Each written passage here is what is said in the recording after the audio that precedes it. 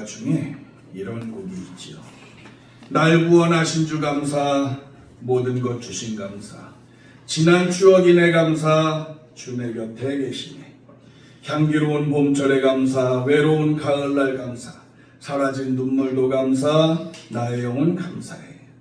응답하신 기도 감사, 거절하신 것 감사, 헤쳐나온 풍랑 감사, 모든 것 채우시네. 아픔과 기쁨도 감사, 절망 중 위로 감사, 측량 못할 은혜 감사, 크신 사랑 감사해. 언제나 어느 때나 어떠한 환경에서든지 모든 것에 감사합니다 라고 하는 그런 찬양입니다. 정말 생각해 볼수록 감사라고 하는 것은요, 소유에 있는 것은 아닌 것 같습니다. 알아야 되고요, 깨달아져야 되고요. 하나님과의 그 만남 속에서 하나님의 사랑을 알고 그 사랑을 따라 살아간다면 우리에게는 얼마든지 그 큰 만족과 감사와 충만함이 있을 것입니다. 오늘 본문 골로새서, 바울 사도께서 로마 옥중에 감옥에 갇혀 있는 동안에 사랑하는 골로새 교회 성도들에게 보낸 편지입니다. 그런데요, 투옥되어 있는 이 절박한 상황에서 바울 사도는 원망이 아니라 변명이 아니라 불평이 아니라 오히려 감사만 합니다. 한없는 기쁨 속에서 감사하고 있습니다.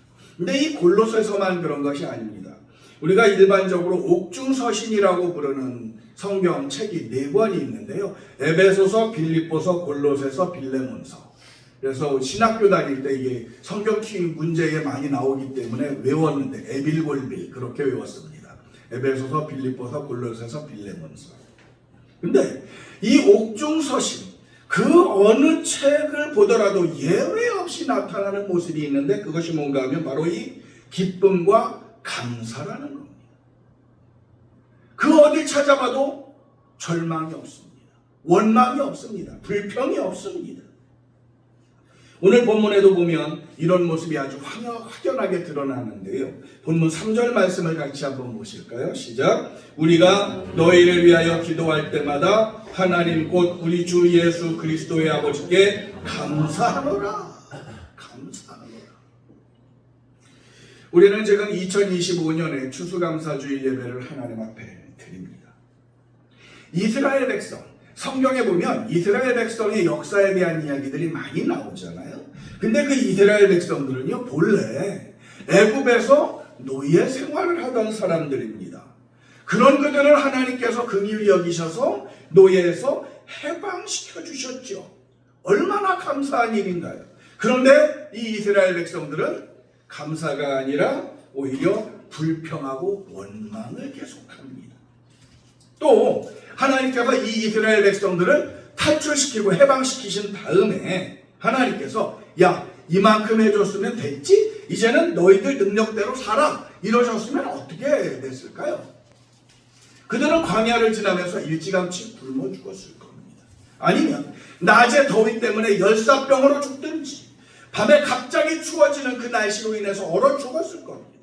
그것도 아니라면은요, 온갖 독충들 때문에 시달리고 해를 입었을 것이고 이방의 노략자들이 그들을 침략을 하고 침공을 해서 재산 다 뺏기고 그리고 목숨도 모두 잃었을 겁니다. 그런데 하나님께서 그 모든 위험에서 지켜주셨고 필요한 것들은 공급하고 채워주셨고 그들의 길을 인도해 주셨습니다. 얼마나 감사한 일인가요? 그런데 이 과정 속에서도 이스라엘 백성들은요, 감사가 아니라 불평과 원망을 거듭합니다. 그리고요, 이 이스라엘 백성들이 노예에서 해방됐어요. 탈출해 나왔어요. 그런데 그들을 어서 오세요 환영하는 나라가 있을 리가 없지요. 갈 곳도 없습니다.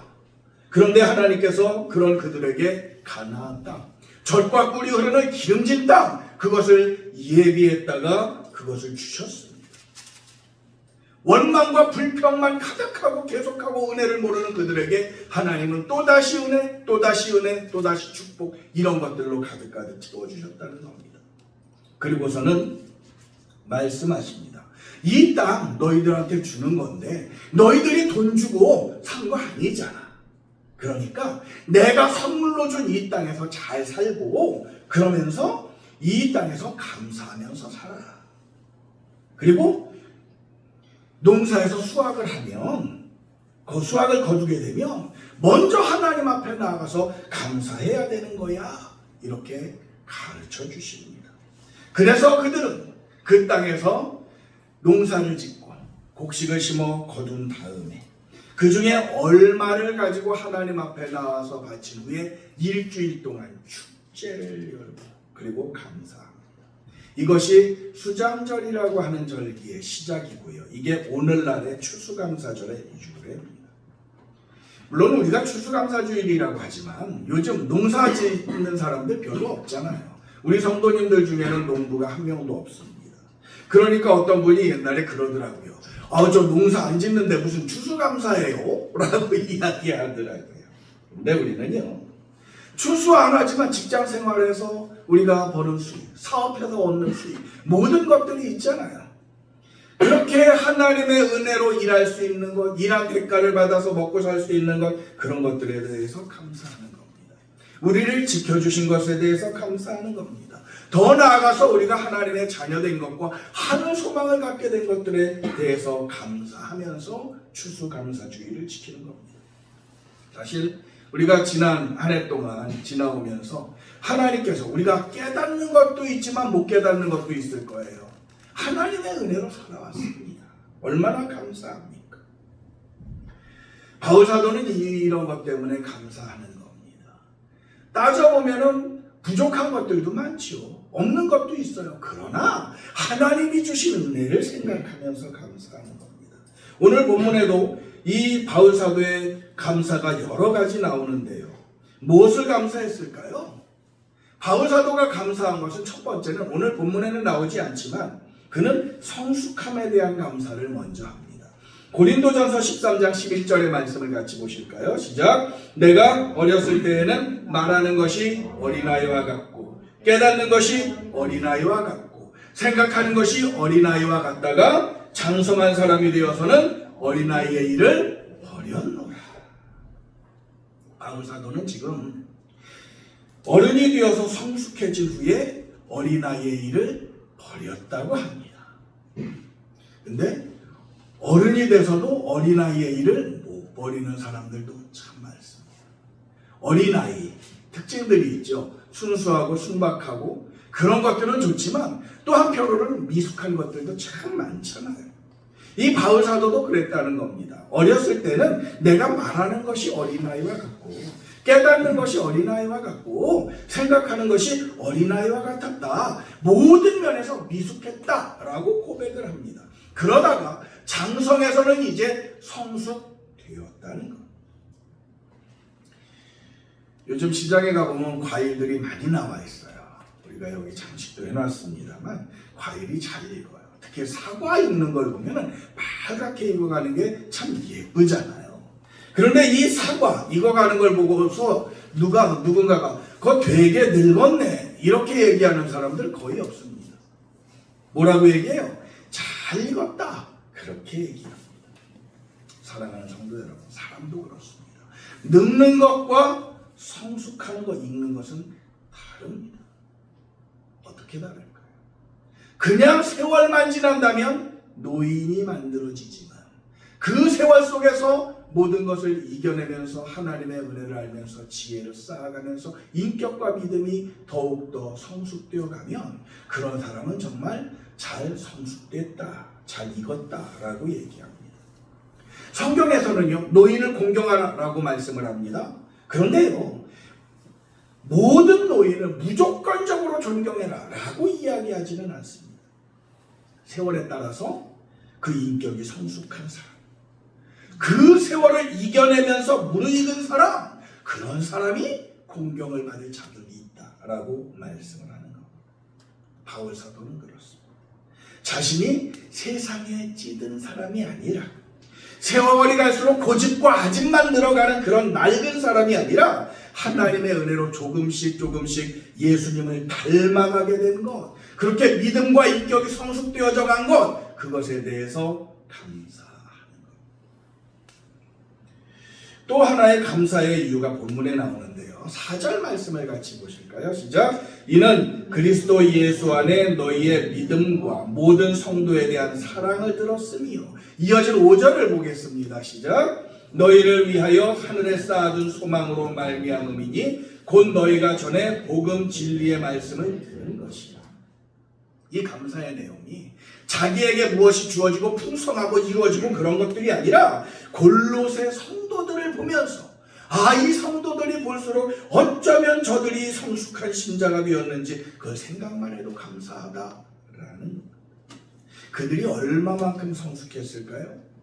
바울 사도가 감사할 수 있는 그 골로새 성도들의 성숙의 모습은 바로 피차간에 깊은 사랑의 교제를 나눌 만큼 성숙했다는 겁니다.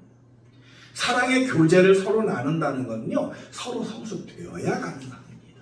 미숙한 사람들끼리는 이것이 잘 이루어지지를 않습니다. 어떤 사람은 사랑을 자꾸 받으려고만 해요. 이런 교제는 얼마 못 가죠. 그런 분들은요, 줘도 끝이 없습니다. 또 잘해줘도 더 잘해주지 않는다고 불평을 합니다.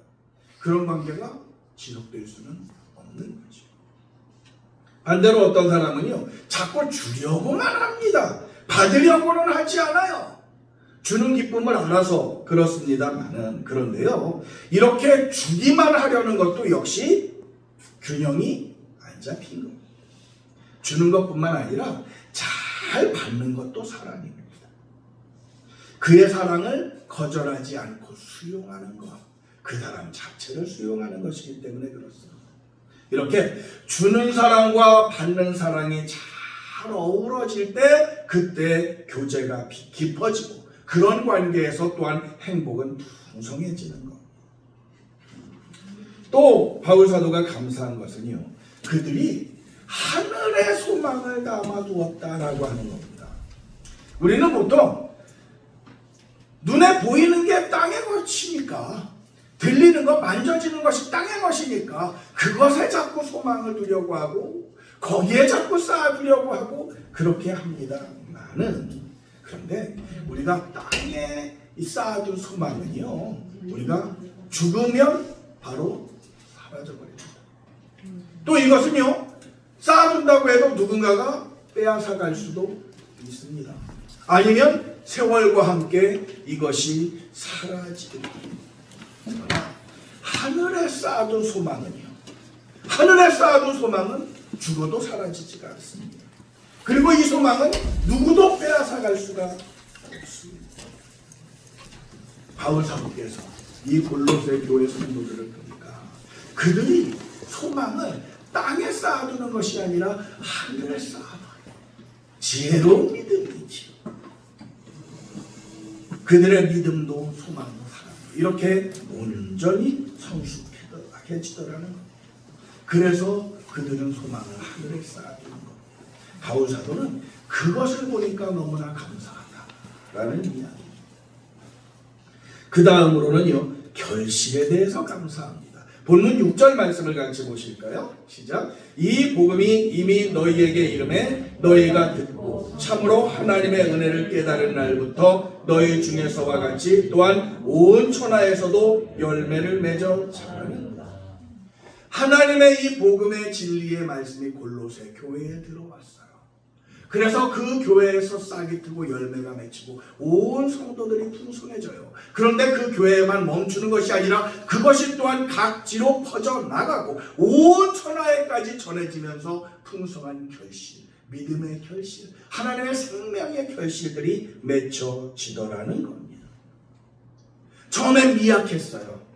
그리고 골로새 교회 자체도, 성도들도 세상적으로 볼 때는 부족한 것들이 많아요. 그러나 이 하나님의 복음이, 그 생명의 능력이 국경을 넘고 지역을 넘어서 온 천하에까지 믿음의 열매들이 자라가더라는 겁니다. 그러니 이것이 얼마나 감사하냐라는 이야기. 마지막으로 이 바울 사도님은 배움에 대한 감사를 합니다. 뭘 배웠어요? 복음을 배웠어요. 바울 사도는요, 박사입니다. 뭐의 박사냐면 히브리 그 동양의 그 성경의 그거에 대한 박사고, 또한 거기서 그치지 않고 헬라 철학의 세계적인 권위자였습니다. 그런데 그것들이 아니라 복음을 배운 거에 대해서 감사합니다. 그래서 예수 그리스도의 십자가의 은혜로 구원받았고 하나님의 자녀가 되었거든요. 그래서 감사합니다. 생각해 보면은요, 따지면 따질수록 감사하지 않은 일이 없습니다. 불평거리, 원망거리를 찾으면 그것도 있지만, 그러나 그 가운데서도 하나님은 우리에게 좋은 것, 필요한 것은 아낌없이 주셨습니다. 그런데 이걸 잘 몰라서 감사하지 못합니다. 하나님의 뜻을 몰라서 감사하지 못합니다. 하나님의 사랑을 잘 모르고, 그리고 하나님의 크신 계획을 잘 몰라서 감사하지 못하는 겁니다. 송명희 자매라고 있습니다.